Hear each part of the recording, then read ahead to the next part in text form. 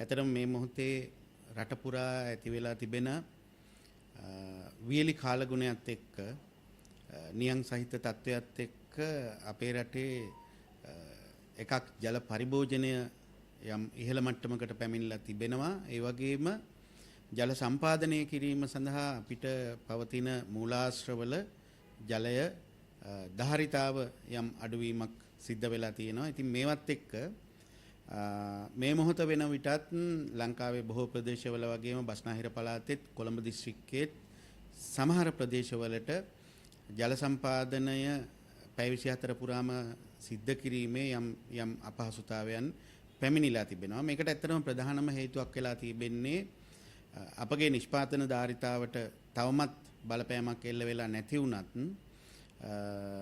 පරිභෝජන මට්ටම යම් ඉහළ මට්ටමකට පැමිණිලා තිබෙන නිසා ජල සම්පාදනය කිරීමේදී සමහර උස්බිම් සහ පයිප්ලයින් වල අවසාන අධීරයට යන අවස්ථාව වෙන විට අඩු පීඩන තත්ත්වයක් යටතේ ජලය සම්පාදනය වීම මේ මොහොතේ විශාල ගැටලුවක් බවට පත් වෙලා තියෙනවා. ඉතින් මෙතනදී අපිට විශේෂයෙන්ම කියන්න අවශ්‍ය කරන්නේ අපේ තවමත් ජල සම්පාදන නිෂ්පාදන ධාරිතාව සම්බන්ධයෙන් විශාල බලපෑමක් එල්ල වෙලා නැහැ. උදාහරණයක් විදිහට ගත්තොත් අපි අඹතලේ සමස්ත සම්පූර්ණ ධාරිතාවයෙන් අපි නිෂ්පාදනය කරන 5,60,000ක් මීටර් කියුබ් දවසකට. ඒ වගේම ලබුගම කල්ටුවාවත් තවමත් අපි සමස්ත සම්පූර්ණ ධාරිතාවම නිෂ්පාදනය කරනවා 1,50,000ක් මීටර් කියුබ් දිනකට. එහෙම වුණත් ජල පරිභෝජනයේ යම් ඉහළ යාමක් නිසා යම් ප්‍රදේශවලට ජලය අවසන් අධීරයට පැමිණීමේදී අඩු පීඩන තත්ත්වයන් පැමිණලා තියෙනවා. ඉතින් මේ තත්ත්වයත් එක්ක අපි ඉදිරි කාලය තුල අපි කාලගුණ තත්ත්වයන් සමාලෝචනය කරලා බලපුවාම ඇත්තටම අපිට ඊළඟ සති 3ක් වගේ කාලයක් ඇතුළත විශාල වර්ෂාපතනයක් බලාපොරොත්තු වෙන්න බැරි තත්ත්වයක් තමයි අපිට පෙන්눔 කරන්නේ. ඉතින් ඒ නිසා අපි ඇත්තටම විශේෂයෙන්ම ජනතාවගෙන් ඉල්ලීමක් විදිහට කරනවා මේ මොහොතේදී ජලය පරිභෝජනය කිරීමේදී අර පිරිමැස්මෙන් ජලය පරිභෝජනය කරන්න කියන ඉල්ලීම අපිට කරන්න වෙනවා. මොකද මේ මොහොත වන විටත් අපගේ ලබුගම කල්ටුවාව මෙන්ම ලංකාව පුරාම තියෙන ජල මූලාශ්‍රවල ජල මට්ටම සීග්‍රයෙන් පහත වැටෙමින් තිබෙනවා.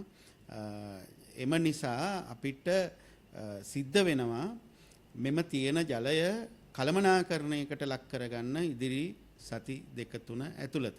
ඉතින් මේකෙදී අපි බොහෝ දුරට සමහර විට අපිට සිද්ධ වෙයි අපි තවමත් මේ සම්බන්ධයෙන් ජලය විසන්ධි කිරීම හෝ ජලය සම්පාදනයේ සීමා කිරීම සම්බන්ධයෙන් තීරණයක් අරගෙන නැති වුණත් ඉදිරි සති 2-3 ඇතුළත සමහර විට අපිට පැය 24ම ජල සම්පාදනය සිද්ධ කරනවා වෙනුවට යම් සීමාවක් සහිතව ජල සම්පාදනය සිද්ධ කරන්න සිද්ධ වෙයි. මොකද සමහර ප්‍රදේශවලට ජලය නොලැබී තිබෙන තත්ත්වයක් උදා වෙලා තිබෙන නිසා අපිට එම ප්‍රදේශවලට ජලය සම්පාදනය කිරීම සඳහා සමහර විට පැය 24ම ජලය ලැබෙන යම් ප්‍රදේශවල ජල සම්පාදනය